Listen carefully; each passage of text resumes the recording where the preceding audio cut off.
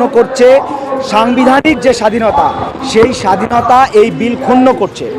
সংবিধানের আর্টিকেল 25-26-এ পরিষ্কার বলা হয়েছে যে প্রত্যেকটা ধর্মের মানুষের তার নিজের ধর্মীয় স্থানকে স্বাধীনভাবে পরিচালনা করার অধিকার দেওয়া হয়েছে। কিন্তু যে বিল আনা হয়েছে সেই বিলে পরিষ্কার করে বলা হয়েছে যে ধর্মীয় স্থান মানে মসজিদ পরিচালনা করার জন্য দুজন অমুসলিমকে কমিটিতে নিয়োগ দিতে হবে।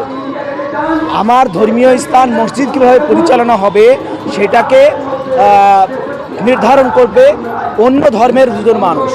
এই হচ্ছে এই বিলের সত্যতা, এই হচ্ছে এই বিলের হাকিকত। কেউ কেউ বলছে যে ভ্রষ্টাচারকে রোখার জন্য, দুর্নীতিকে রোখার জন্য এই বিল নিয়ে আসা হচ্ছে। তাদের কাছে আমার প্রশ্ন, যদি দুর্নীতিকে রোখার জন্য এই বিল নিয়ে আসা হয় তাহলে ভারতবর্ষে যত দুর্নীতি হচ্ছে সে সমস্ত দুর্নীতিকে রোখার জন্য বিলের পর বিল এসেছে, কিন্তু দুর্নীতি কি সত্যি সত্যি রুখেছে? আমাদের এখানে সারদা নারদা হোক আর 2G স্পেকট্রাম হোক, প্রত্যেকটা দুর্নীতির সঙ্গে যারা জড়িত তাদেরকে কি আমাদের আমাদের আইন উপযুক্ত শাস্তি দিতে পেরেছে? পারেনি। তাহলে শাস্তি দিতে পারেনি বলে তাহলে আমরা কি করব এখন? তাহলে বলবো যে এই প্রত্যেকটা গভর্নমেন্টে আমেরিকার দুজন প্রতিনিধি দিতে হবে, বা ব্রিটেন থেকে দুজন প্রতিনিধি দিতে হবে, জার্মানি থেকে দুজন প্রতিনিধি দিতে হবে, তাহলে এই সমস্ত দুর্নীতি হবে না। এটা সম্পূর্ণরূপে ধোঁকা আর আইওয়াস ছাড়া কিছু নয়। এই বিল মূলত সংবিধান বিরোধী বিল। এই বিল মূলত মুসলমানদের ধর্মীয় প্রতিষ্ঠান, ধর্মীয় অধিকার বিরোধী বিল।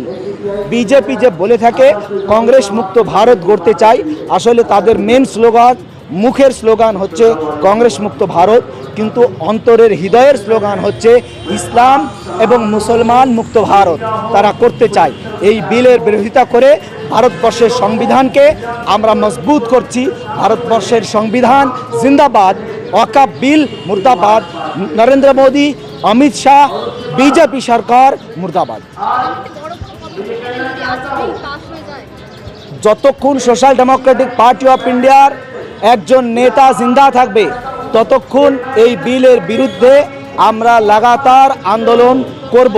সে কলকাতার রাজপথ হোক আর দিল্লির যন্তর মন্তর হোক, এই বিলের বিরুদ্ধে আমাদের লড়াই জারি থাকবে।